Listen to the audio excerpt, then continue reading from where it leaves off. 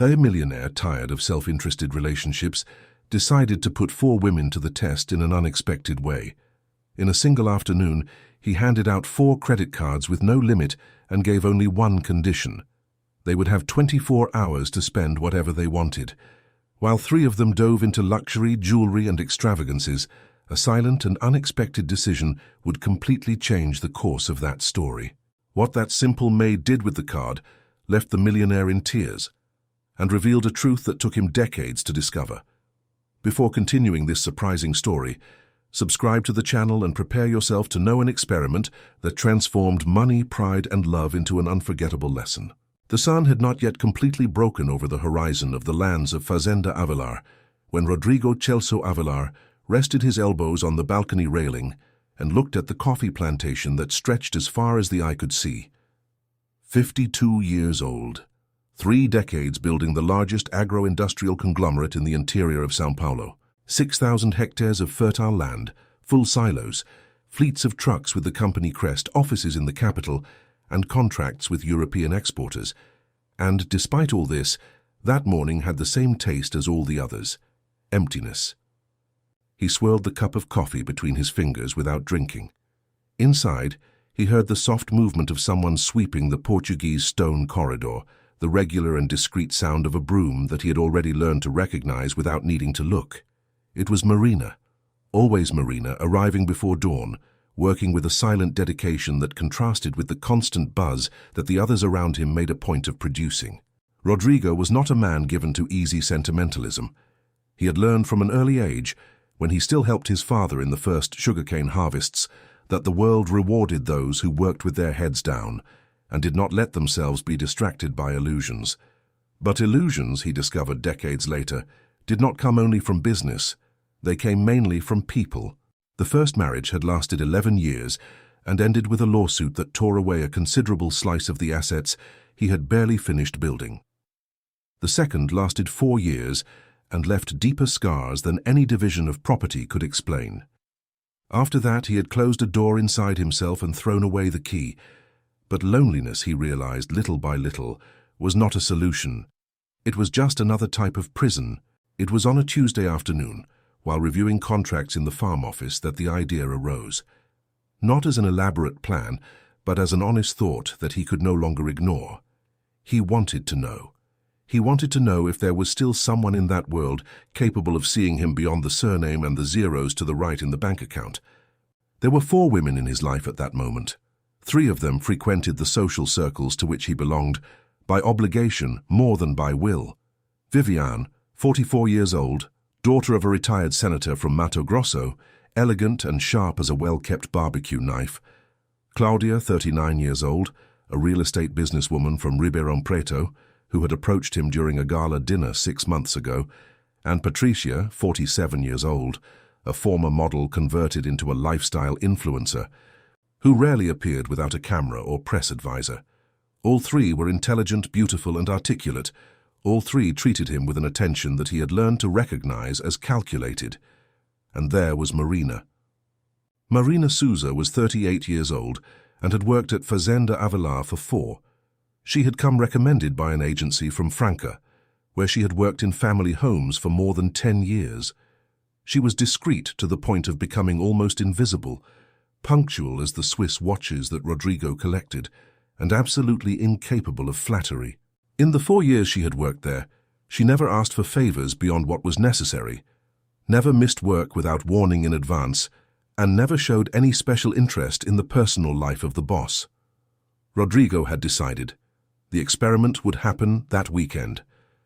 He invited the 3 women for a dinner at the farm under the pretext of an informal gathering. Marina was not invited. She was simply already there, as she always was, preparing things with that silent efficiency that had become part of the landscape of that place. On Saturday night after dinner, when the wine had already created that atmosphere of artificial intimacy that he knew well, Rodrigo asked everyone to gather in the main room. The fireplace was lit. The 4 women looked at each other with that mixture of curiosity and caution that he expected to provoke. He stood up, took 4 envelopes from the inside pocket of his blazer, and placed them on the rosewood table that had belonged to his grandfather. Each envelope contained a corporate credit card with no limit, linked directly to the main account of the Avalar Group. They were not ordinary cards. They were the same ones he used to close million-dollar contracts, reserve hangars, and buy state-of-the-art agricultural machinery. Rodrigo's voice was calm, almost bored, as if he were proposing a card bet. You have 24 hours to use this card in any way you want. You don't need to give me explanations. You don't need to tell me what you bought. You just need to be back here tomorrow night. The silence that followed lasted perhaps 3 seconds. Then the reactions came in a cascade. Viviane raised a perfect eyebrow and took the envelope with 2 fingers, as if she knew exactly what to do with it. Claudia opened the card right there, checked the engraved name, and sketched a restrained smile that said everything. Patricia was already typing on her cell phone, probably notifying someone, and Marina stood still. She held the envelope with both hands, looked at Rodrigo with an expression he could not immediately classify, and asked, with that low and direct voice that was characteristic of her, "Are you sure you are handing this envelope to me?" Rodrigo held her gaze for a moment before answering, "I am." Marina looked at the envelope again. She said nothing more. But he noticed something in that silence that the other women, with all their eloquence, had not managed to produce: the complete absence of greed. That night, while the others were already making plans out loud and he pretended not to hear, Rodrigo sat on the balcony for a long time, with the same cup of coffee cooling between his fingers. The coffee plantation below was dark, and the wind brought the smell of damp earth that always calmed him. For the first time in many years, he was genuinely curious about what the next day would reveal to him. The morning after the dinner woke Fazenda Avalar with that golden and slow light that only exists in the interior of São Paulo between June and August, when the dry cold of dawn is still present in the air, but the sun already promises heat before noon. Rodrigo had slept poorly, which was rare. He was a man of heavy sleep, forged in decades of physical work before transforming into an executive.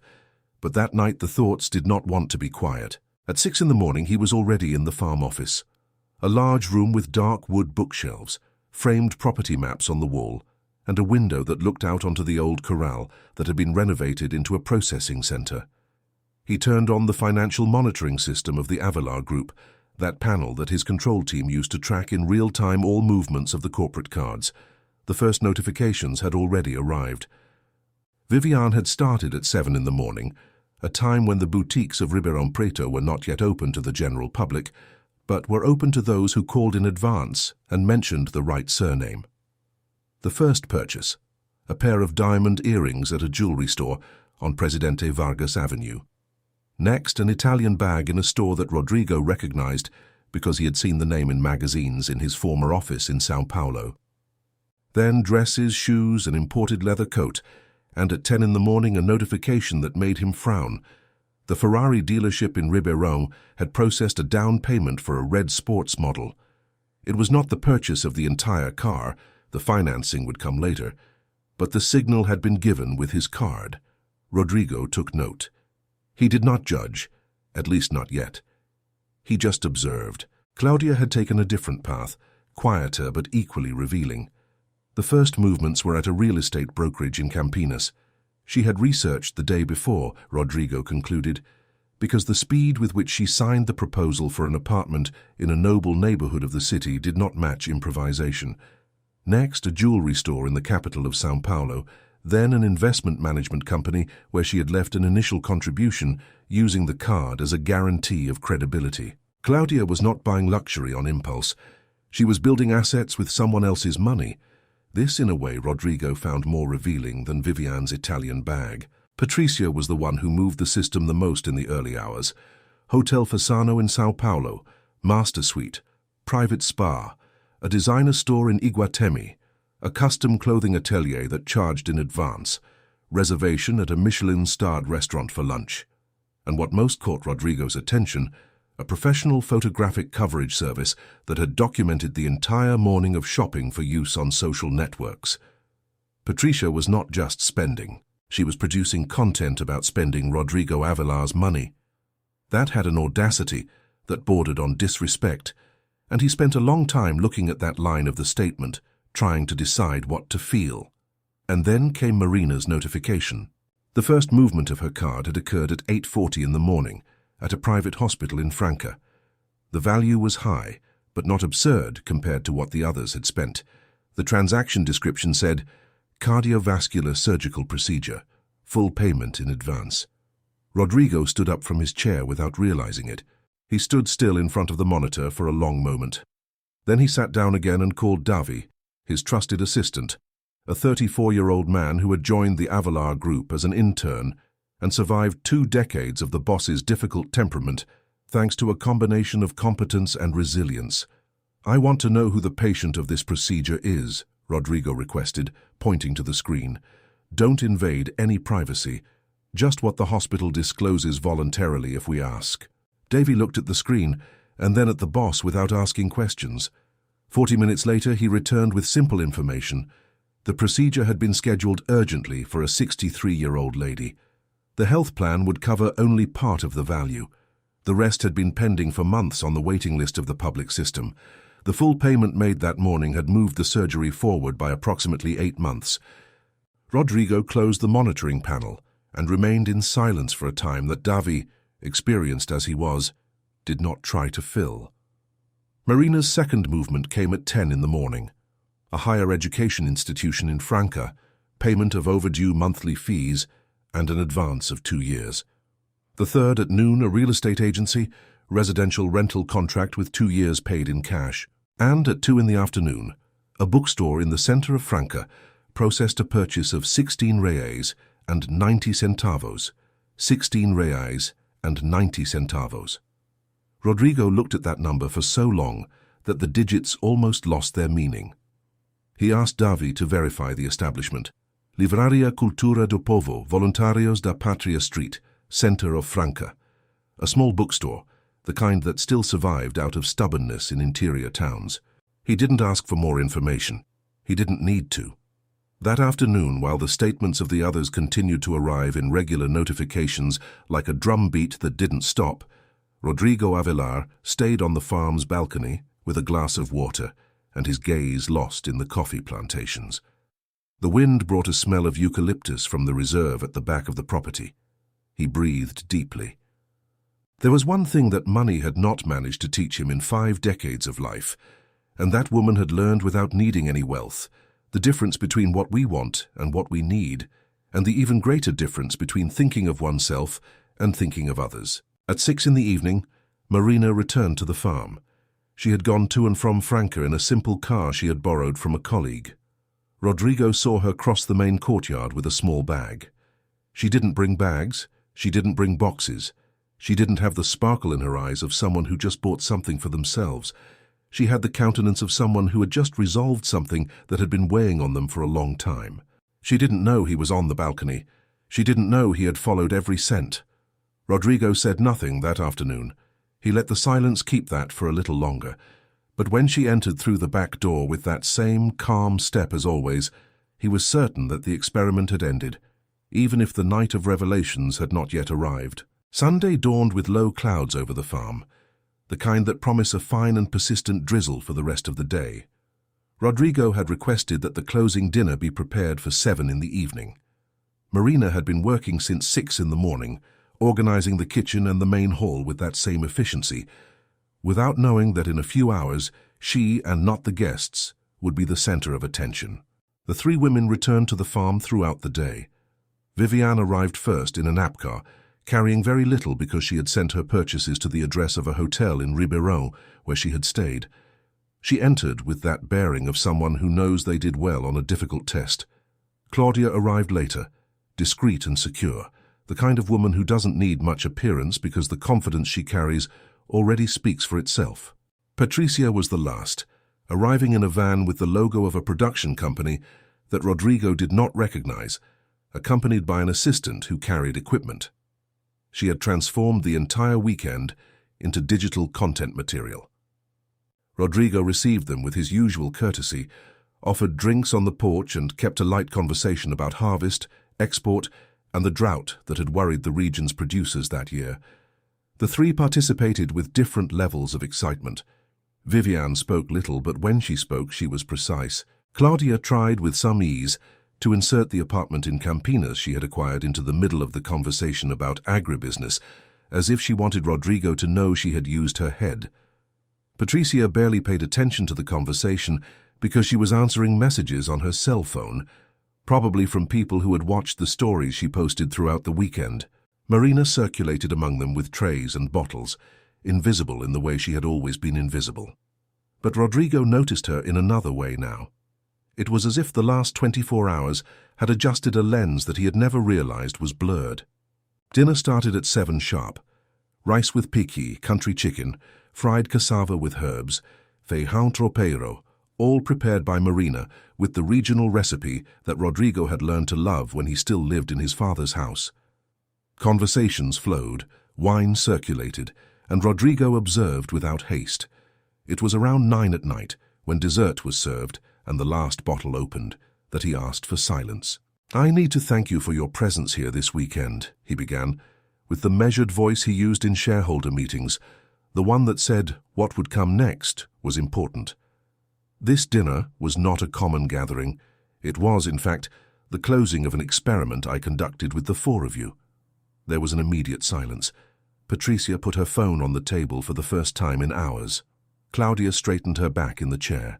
Viviane narrowed her eyes slightly. Marina was by the kitchen door, her hand still on the tray of sweets she had brought. She stood still there, not yet understanding what was about to happen. Rodrigo took a folder he had left under the table and pulled out 4 printed sheets. They were the detailed statements of each card. "Each of you used the card differently," he said, with no apparent judgment in his voice. "I want you all to know what each one chose to do with this opportunity." He read Viviane's expenses with clinical precision. The jewelry store, the bag, the dresses, the car. Viviane did not show embarrassment. She raised her chin slightly and kept her gaze steady, as if saying she had done nothing that any woman in her position wouldn't do. Then he read Claudia's, the apartment, the investments, the jewelry store. Claudia let out a discreet smile, that of someone who calculated well. Rodrigo noted that she neither defended herself nor was ashamed. She had used the card exactly as one uses a tool, to build something. Then Patricia, the hotel, the spa, the clothes, the restaurant, the photographic service. Patricia blushed slightly when Rodrigo reached the production company item, but quickly regained her composure with a broad smile that seemed to say that personal publicity is never wasted money. And then Rodrigo looked at Marina. She was still by the door. Her hands had abandoned the tray and were now interlaced in front of her apron. She didn't know what to expect. Rodrigo read her statement slowly. The hospital in Franca, the educational institution, the real estate agency. And then he paused before reading the last item, that pause of someone who knows that silence will speak more than any word could. And a bookstore in the center of Franca, 16 reais and 90 centavos. The silence that followed was of a different kind than the previous ones. It was heavy and full, like the air before a storm. Marina had closed her eyes briefly. When she opened them, there was an expression in them that was neither pride nor shame, but something simpler and more honest than either of the two. Rodrigo folded the paper carefully and put it back in the folder. "The 3 of you used this opportunity for yourselves," he said, without harshness in his voice. "It is understandable. It is human. But she," he continued, pointing discreetly to Marina with a restrained gesture, "she used it to save someone, to guarantee the future of others, and for herself she bought a book." The silence continued. "I am not here to judge anyone's choices," Rodrigo concluded, "but this experiment showed me something I needed to know, and I needed you all to know it too." Viviane was the first to speak, with that cutting precision that was her trademark. "And what exactly are you going to do with this conclusion, Rodrigo?" He did not answer that night. But while the guests said their goodbyes with that tense politeness of someone who knows something changed, without yet understanding what, Rodrigo asked Marina to stay for a moment. She stood in the center of the main hall, between the chairs the others had left, and the fireplace that was beginning to go out, with that posture of someone who is used to waiting for the boss to speak first. Rodrigo looked at her for a moment without saying anything, and then he said simply, "Thank you, Marina." She didn't know what to answer, so she simply nodded her head with that silent dignity that Rodrigo realized in that instant had been there all along. It was he who had taken too long to see it. The following Monday, Rodrigo woke up with a clarity of purpose he hadn't felt in years. It wasn't the business clarity, that cold and calculated one he knew well. It was something else, more diffuse and at the same time more solid, like the earth after rain, firm but alive. After breakfast, he asked Davy to cancel the morning's appointments. Davy took note without asking, a habit cultivated in years of living with a boss who detested unnecessary justifications. Rodrigo took the car alone, a rare feat for a man who had grown accustomed to having a driver, and followed the dirt road that led to the neighborhood in Franca, where Marina lived. He knew the address because it was in the company records. He had never gone there for any reason, but that morning, as the wheels kicked up a fine dust over the gravel of the road, he felt he had a reason he wouldn't know how to explain, other than by being honest with himself. He needed to see her outside the farm. He needed to see her in her context, not in his. The apartment was in a 3-story housing complex in a working-class neighborhood, one of those that have a small square at the entrance with a cement bench and some trees planted by the city government decades ago. The facade was well maintained, but without any excess. Rodrigo got out of the car, looked at the building for a moment, and then walked to the entrance. Marina answered the intercom with the surprised voice of someone who is not expecting a visitor on a Monday morning. When Rodrigo identified himself, there was a pause long enough for him to realize she was considering whether she should let him in. She did. The apartment was small but clean and tidy, with a care that revealed character. The walls had some photographs in simple frames, and a bookshelf that Rodrigo noticed immediately, not because he was looking, but because there were many for such a small space. On the coffee table was a thin volume, clearly new, with the spine still stiff. It was the book she had bought in Franca.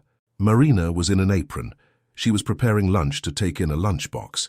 She took off the apron quickly with a gesture of someone who didn't want to be seen like that, but Rodrigo made a brief gesture with his hand that meant there was no problem at all. She received him in the small living room with 2 glasses of water and the expression of someone who doesn't know what to expect, but is decided to face whatever comes with dignity. Rodrigo sat in the chair she indicated. For a moment, neither of them spoke. He looked at the books on the shelf. She looked at her hands. "I came to talk about what happened over the weekend," he said finally. "And not as a boss." Marina raised her eyes to him. "Then as what?" she asked, with that direct objectivity that he had learned to appreciate. "As someone who became curious about a person," Rodrigo answered, "and who realized that he spent 4 years without taking the trouble to truly see her." She remained in silence for a moment. Then she said something he didn't expect. "Will you forgive me for speaking frankly?" Rodrigo nodded. "I always knew you were rich and lonely," Marina said with the calm voice of someone who is just stating a fact. "Everyone who works on the farm knows. You smile in meetings, sign contracts, do well in business. But when you think no one is looking, you stand still looking at the coffee plantation, as if you were waiting for something the coffee plantation cannot give." Rodrigo stayed quiet. "That gave me a sadness," she continued, "not out of pity, out of recognition perhaps, because loneliness has a way of sitting on people's faces that those who have felt it recognize from afar." Rodrigo realized she had touched something he hadn't let anyone touch in a long time. Not with violence, not with clinical analysis, but with that direct sympathy of someone who simply says what they see without wanting to hurt. "Why did you spend the money like that?" he asked, although he already knew the answer. He wanted to hear it from her. Marina thought for a moment. Then she said, "Because I never had the chance to do that before. And when it appeared, it didn't occur to me to think of anything else."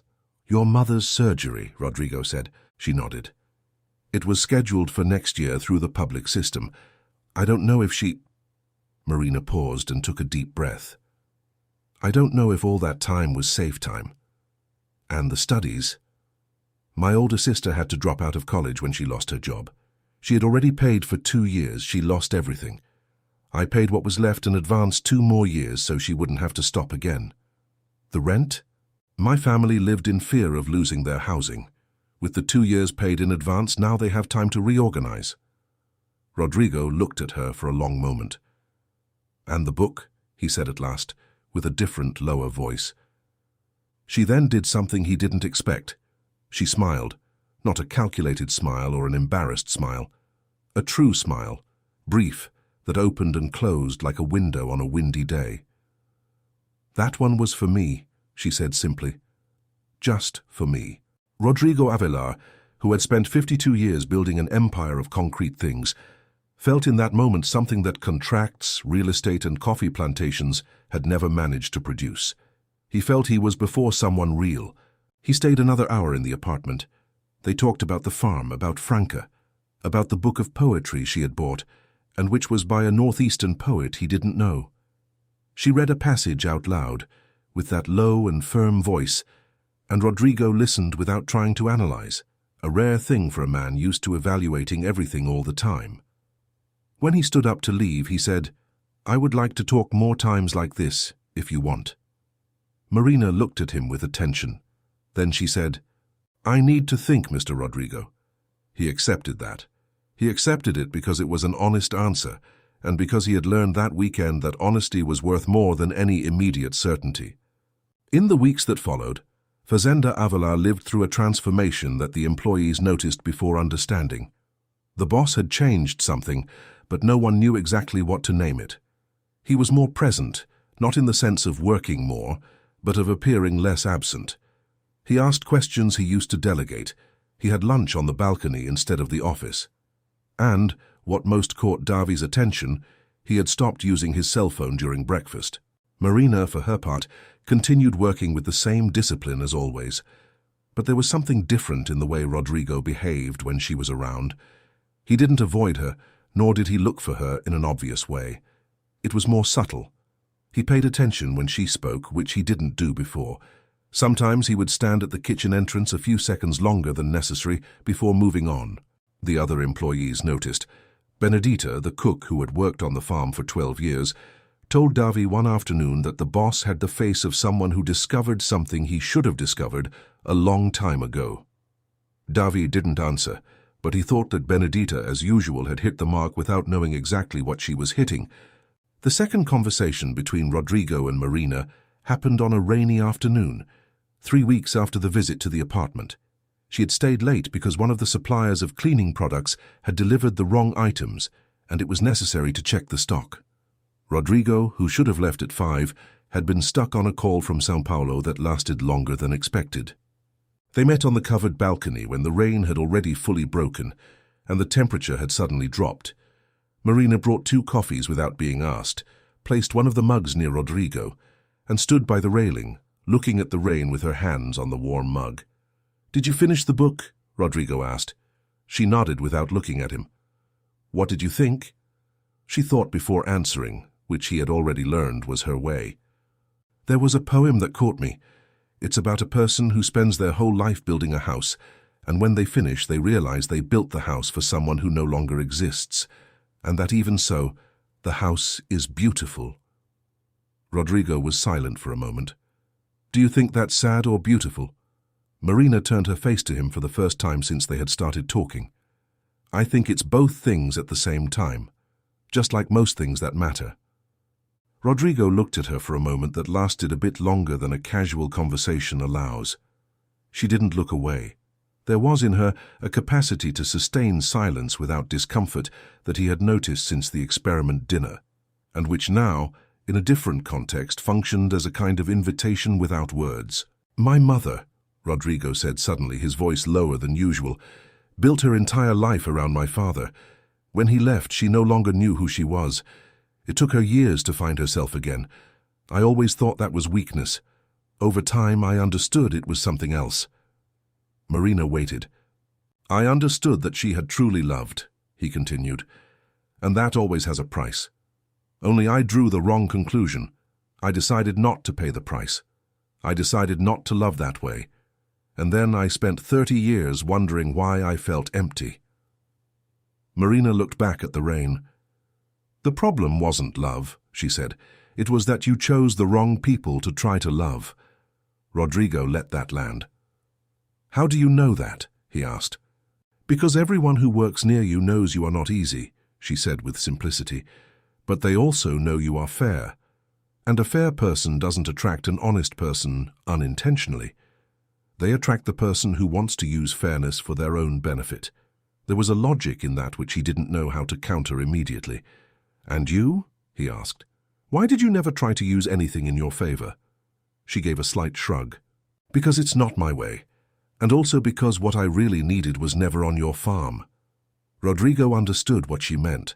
What Marina needed was in Franca, in her family, in her sister's studies, in her mother's health. He and his farm were just the context, not the center of her life. And there was something in that which, far from hurting him, caused a kind of relief. Because it meant that when she was there, she was truly there, without another agenda. The rain began to subside. They stayed in silence for a while, each with their mug, looking at the soaked earth of the courtyard. Before saying goodbye, Rodrigo asked if she would accept having dinner with him in the city the following weekend. Not at the farm, not as employee and boss, at a churrascaria he knew in Franca, simple, without ceremony. Marina looked at him with that considered expression he had learned to respect. I accept, she said, but with one condition. What?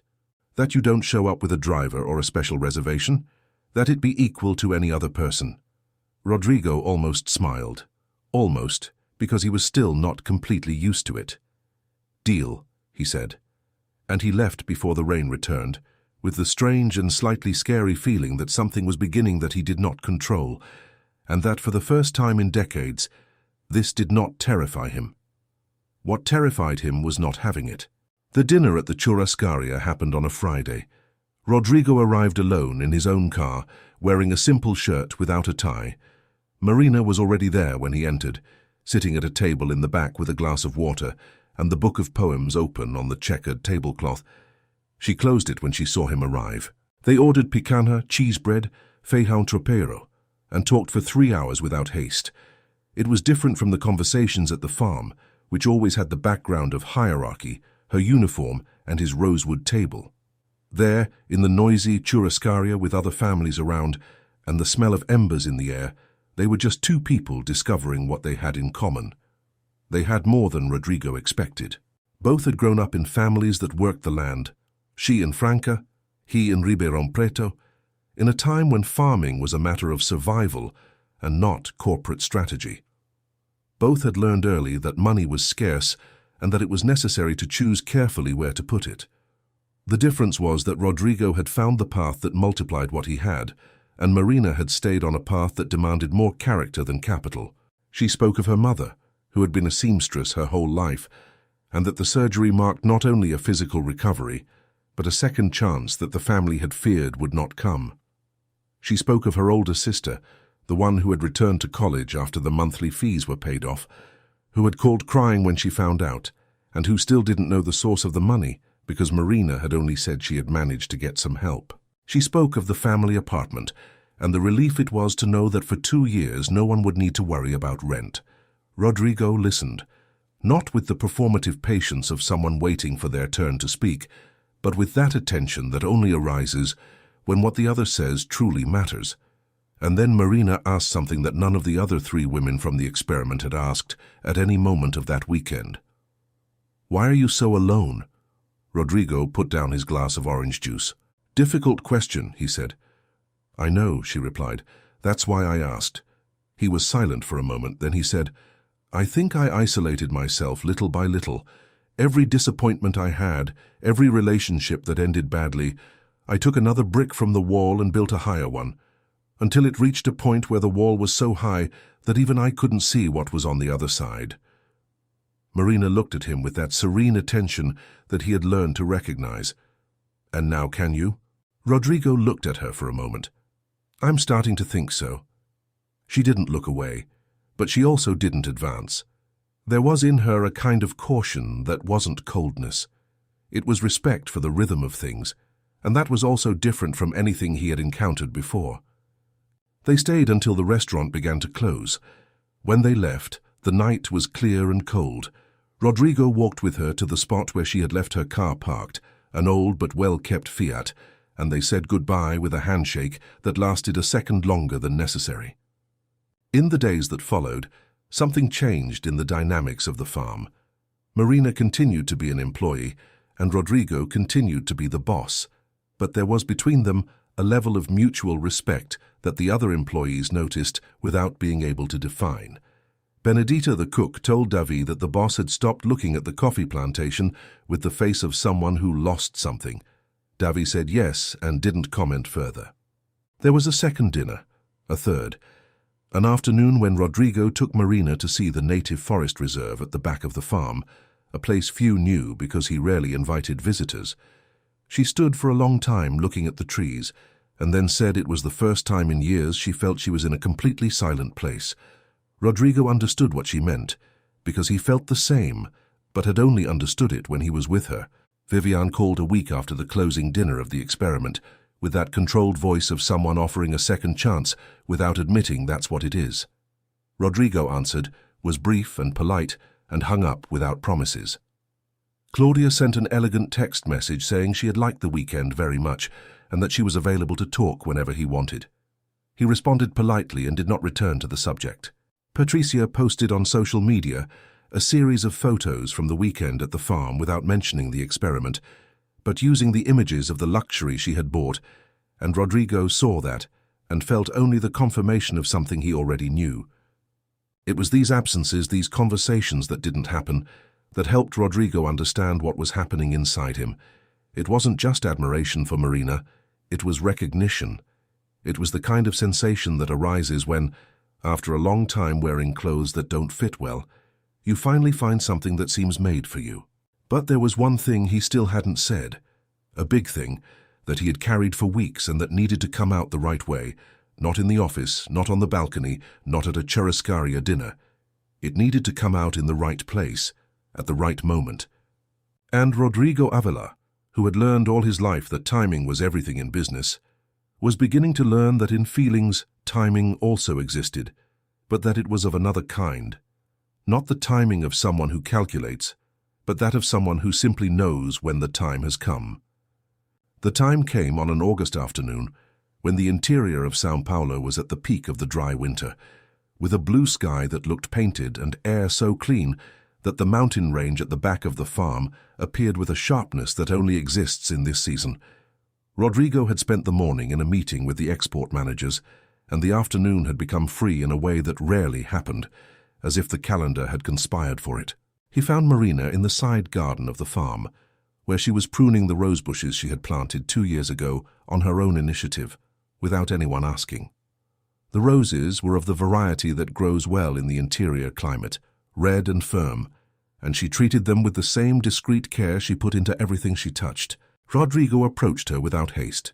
She raised her face, pushed a strand of hair from her forehead with the back of her gardening glove, and looked at him with that expression that mixed receptivity and a slight questioning, as if she were always ready for whatever came but never pretending she knew what it was. "Can I say something?" he said. "You can," she answered simply. Rodrigo stood before her. He had prepared something to say, some phrase he had mentally rehearsed on the way to the garden, but now, before those direct eyes, all the verbal architecture he had built disappeared. Only the thing itself remained, raw and true. "I fell in love with you," he said, "and I don't really know how to deal with it, because it's been a long time since I felt anything like this, and because you deserve for me to be honest before anything else." Marina kept looking at him. She took off the gardening glove slowly, folded it over the other hand. The silence was long enough for Rodrigo to start wondering if he had said the wrong thing at the wrong time. But then she said, "I know." He didn't expect that. "You know?" he repeated. "I've known for a long time," she said, with that calm voice that was hers. "But I needed to know if you knew too. If you were capable of feeling this for real, or if it was just because I was different from the others in the experiment." Rodrigo kept looking at her. "It's not because you were different in the experiment," he said. "The experiment only made me pay attention to something that was here for 4 years, and that I was too blind to see." Marina nodded slowly. "I needed to hear that." She paused and then said, "I also feel something, Rodrigo, But you need to understand that this for me is complicated in a different way than it is for you." He remained silent, waiting. "You are my boss. I am your employee. The farm is yours. The name is yours. The money is yours. And I have none of that. So when you say you fell in love with me, I need to be sure you understand what you are saying, because I don't want to be one more experiment. And I don't want you to look at me a year from now and see just a simple person who doesn't belong to your world." Rodrigo was silent for a moment. Then he said, "And if I say that my world has changed, that what I want is not the version of my world that existed before?" She looked at him for a long moment. "Then I would say that is the most serious thing you could say to me." Rodrigo then did something he hadn't planned, that he hadn't rehearsed, that he hadn't calculated in any way. He knelt there in the garden, with the dry winter earth under his knee, among the red rose bushes she had planted, and said, "Will you marry me?" The silence that followed was of a kind Rodrigo had never experienced. It wasn't the silence of contracts, nor the silence of loneliness on the balcony. It was the silence that precedes something that is going to change everything. Marina kept looking at him for a time that seemed long but was not. "You are going to regret kneeling in this dry earth," she said. "I won't," he said. She gave that brief smile that opened and closed like a window in the wind. "Then yes," she said, "with one condition." Rodrigo waited. "That you always treat me as you treated me this afternoon, not as a trophy, not as proof that you changed, as a person." He stood up. There was dirt on the knee of his pants. He didn't care. "Always," he said. The news of the engagement did not come with fanfare. Rodrigo had learned from Marina that important things do not need a stage. He told Davi personally on a Tuesday morning and asked for discretion. Davi, who had spent more than 20 years learning not to show surprise, only nodded. But Rodrigo noticed that there was something on the assistant's face that wasn't surprise. It was recognition. Benedita found out in the afternoon and was the only one who didn't contain her reaction. She stopped stirring the pot, stood looking at Davi with wide eyes, and then said, with all the solemnity of someone who just confirmed a theory she had been developing for months, "I knew it was her." For the farm employees, the news arrived gradually throughout the week, not by formal announcement but by the way things arrive in the interior, from person to person, with that tone of someone saying something important but knowing it was already expected. What no one expected was the reaction from outside. When the engagement became more widely known, first in Rodrigo's social circles and then, inevitably, in the business columns and gossip pages that followed the Avalar name as if it were public property, the reaction was of a type Rodrigo had foreseen, but that bothered him in a way he hadn't completely foreseen. Viviane called again, this time without the controlled voice, but with that sharp coldness he knew well. She said she thought it was a grave mistake, that he was being impulsive, that there were people who had known him longer and who could certainly offer more. Rodrigo listened to the end, as he had learned to do, and then said calmly that he respected her opinion and that his decision was made. Claudia sent a formal email congratulating him on the engagement, but with an entire section dedicated to questions about the legal validity of a corporate card contract used by someone who was not a partner in the company, indirectly suggesting that Marina had made improper use of someone else's resource. Rodrigo forwarded the email to the legal department with the instruction that the card had been lent explicitly and voluntarily and that the matter was closed. Patricia, for her part, neither called nor wrote, but she posted on social media a series of veiled reflections about hasty decisions and differences in social context, which no one needed to decode much to understand whom they referred to. Rodrigo showed all this to Marina one afternoon, not to worry her, but because he had promised honesty, and that meant not hiding uncomfortable things. Marina read, listened, was silent for a moment. "Did you expect this?" she asked. "Yes," he said. "And does this change anything for you?" "No," he said. She nodded, then she said, "For me, neither." But there was another dimension to that story that Rodrigo had not yet addressed with her, and that weighed on him in a way that needed to be resolved before the wedding. There was something Marina didn't know, something that had happened before the experiment, before the dinner, before everything, And that was the reason why the experiment had been possible in that specific magnitude. Fazenda Avila was not just a farm. It was the tangible symbol of a process of decades during which Rodrigo had made decisions that multiplied the assets, but that had left marks. Not in the law, not in the contracts, but in himself. There were years in which he had chosen growth over people, in which he had privileged efficiency over compassion. There were employees who had been dismissed at the wrong time for reasons that were correct on the balance sheets and painful in real life. There were communities around the properties that had grown in the shadow of Avelar, without Avelar ever having asked what they needed. He had started thinking about this before the experiment, but it was Marina who had given body to that thought. One night, after a simple dinner they had prepared together in the farm kitchen, Rodrigo told her all this, not as a confession of guilt, but as honesty about who he had been and about what he wanted to be. Marina listened to him with that attention he knew well. "So what do you want to do?" she asked. "I want to change the way Avelar relates to the people around it," Rodrigo said. "I want to create a scholarship program for employees' children. I want to fund health posts in the municipalities where we operate. I want the company's growth to be good also for those who don't have shares in it." Marina was silent for a moment. "That is a lot," she said. "It is," Rodrigo agreed. "Are you doing this for me?" she asked directly. Rodrigo thought before answering. "I'm doing it because you reminded me that I always knew it was right. I just needed someone who wouldn't let me forget." She looked at him for a long moment. "Then it's fine," she said. And then came the revelation that changed everything. That same night, Davi arrived at the farm with an expression Rodrigo immediately recognized as the expression of someone who has important news and doesn't know how to start. He asked to speak with the boss alone. Rodrigo excused himself from Marina and followed the assistant to the office. The news was this. One of Avelar's European partners, a Dutch conglomerate with whom Rodrigo had negotiated an export contract 15 years ago, had discreetly commissioned an investigation into the Avelar Group before renewing the agreement. The investigation had revealed something that Rodrigo himself completely ignored.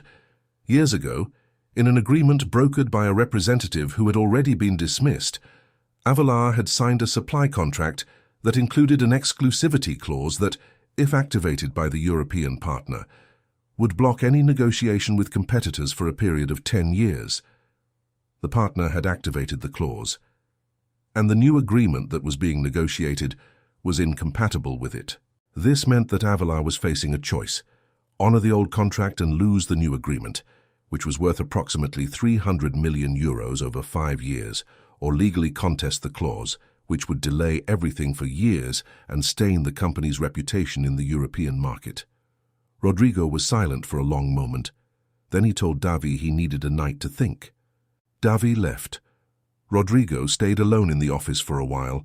Then he stood up, went back to the kitchen where Marina was reading, and told her everything. She listened. She stayed in silence. And then she said, "What are you going to do?" Rodrigo looked at her. "What I should have always done," he said. "Honor the commitment, even if it costs dearly." Marina nodded slowly. "That is going to be difficult for many people here," she said. "It will," Rodrigo agreed. "But it will be the right thing, and you taught me that the right thing is worth the price it has." She said nothing, but the way she looked at him at that moment was more than any word could have been. The ceremony took place in October, when the coffee plantations were at the end of the ripening process, and the red cherries dotted the green of the crop as if the farm had decorated itself. Rodrigo and Marina chose a small ceremony in the side garden where the rose bushes had bloomed after the worst of winter. There was no social columnist. There was no magazine coverage. Marina's family was there, the oldest employees of the farm. Davi, Benedita, and a few true friends Rodrigo had recognized over the years, like someone recognizing precious stones in the middle of a lot of common stone. Marina's mother was there, recovered from the surgery, in a blue dress that the younger sister had chosen. When she saw her daughter walk through the garden, she cried with that silent cry of someone who is feeling too much to let out much noise. Rodrigo waited standing by the rose bushes without a jacket, just with a white linen shirt that Marina had chosen because she said it was him in the most honest way she knew. The words they said to each other were not written by anyone. They were said as they arose without rehearsal, and for that reason they were the truest words either of them had pronounced in many years. In the months that followed, Fazenda Avila went through a transformation that the market followed with a mixture of skepticism and curiosity. Rodrigo honored the contract with the European partner, lost the new agreement, and used the space created by that loss to renegotiate with other partners on more transparent terms. The decision cost money in the short term and built reputation in the long term, which was exactly what the most conservative analysts had said was impossible. The scholarship program was launched with Rodrigo's own resources, even before being incorporated into the company's balance sheet. The first class of beneficiaries included 12 young people from the municipalities where Avila operated, children of rural workers selected by merit and need. Davi coordinated the selection. Benedita organized the reception dinner. Marina continued to be Marina. She did not take on any position. She did not transform into a director or an ambassador of anything. She continued to wake up early, taking care of the rose bushes, reading at night with that habit she had learned long before any millionaire appeared in her life. But now there was a difference. There was a man who arrived home and asked what she was reading, and who stayed listening when she read out loud, and who had learned that the best hours of the day were not in the office. The big revelation, when it finally happened, did not come in the form of a scandal. It came in the form of discovery. 2 years after the wedding, while reviewing old farm documents for an inventory matter, Davi found in the archives a letter written by Rodrigo's grandfather to Marina's great-grandfather, dated 1961. The two had been partners in a small cooperative of coffee producers in the Franca region before the family's paths diverged. The cooperative had lasted only 3 years, but the letter described in detail the character of Marina's great-grandfather, his honesty in dealing, his generosity in shared harvests. Rodrigo read the letter to Marina one afternoon. She was silent for a long moment. Then she said, "So we knew each other for longer than we thought." Rodrigo folded the letter with care. "I think so," he said. And there was in that something that neither of them tried to rationalize, because some things ask only for silence and gratitude. What Rodrigo Avelar had sought his whole life in business, contracts, properties, and carefully planned experiments had been, all along, in the simplicity of someone who buys a 16-rays book with someone else's money and goes to sleep in peace. And what Marina had carried her whole life, that generosity that gives without calculating and that loves without asking for a receipt, had finally found a place where it could land without having to hide. If this story touched something inside you, it is because true stories always do that. They arrive slowly and stay. Here on the channel, we bring every week narratives that explore what is most human in people. Difficult choices, unexpected loves, dignity that has no price. If you reach the end, it is because you are exactly the type of listener for whom these stories are made. Leave your like. It tells the channel that this type of content is worth continuing. Subscribe if you haven't done so yet, because there is much more coming ahead. And tell us in the comments, what would you have done with that card? Down there, in the comments, the conversation continues. We read everything. End of story.